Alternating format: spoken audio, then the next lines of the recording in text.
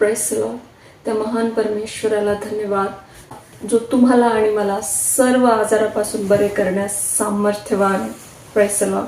बायबलमध्ये लिहिले 2 राजे याचा 5वा अध्याय आणि 17वे वचन जर वाचलं तेव्हा नामान म्हणाला, तर आता तुझ्या दासाला खेचरांच्या जोडीला ओझेभर माती मिळावी, कारण यापुढे तुझा दास दुसऱ्या देवांना होमार्पण किंवा यज्ञ अर्पण करणार नाही, यहोवाला मात्र अर्पण करील. Press Lord. देवाने नामानला कुष्ठरोगापासून बरं केलं होतं, जो रोग कुठल्याही मेडिकल फील्डमध्ये बरा होत नाही.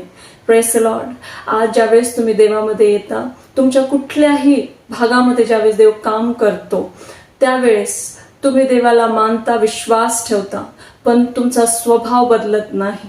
तुमचे डिसिजन देवासाठी नसतात. त्यामुळे तुमच्या जीवनामध्ये परत ज्यावेळेस त्रास येतात त्यावेळेस तुम्ही देवाला प्रश्न करता, कारण बायबल सांगतं शैतान जातो आणि तो पुन्हा येतो, पण तो एकटा येत नाही, 7 जणांना बरोबर घेऊन येतो आणि तुमची दशा पहिल्यापेक्षा अधिक वाईट तो करतो.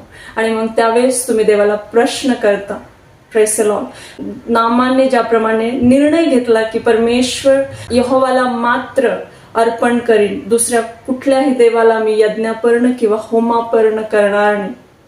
आज जर तुमचे निर्णय फक्त देवासाठी आहे, तुम्ही तुमचा स्वभाव बदलला, तुमचं जीवन बदललं, तुमचे पाप नाकारले, तो परमेश्वर ज्याप्रमाणे कोडी नामानचं पूर्ण घराणं तारलं त्याचप्रमाणे तुमचं पूर्ण घराणं तो तारेल आणि तुमच्या एवढं सुखी, आनंदी आणि आशीर्वादित कुटुंब कोणीच नसेल. हालेलुया.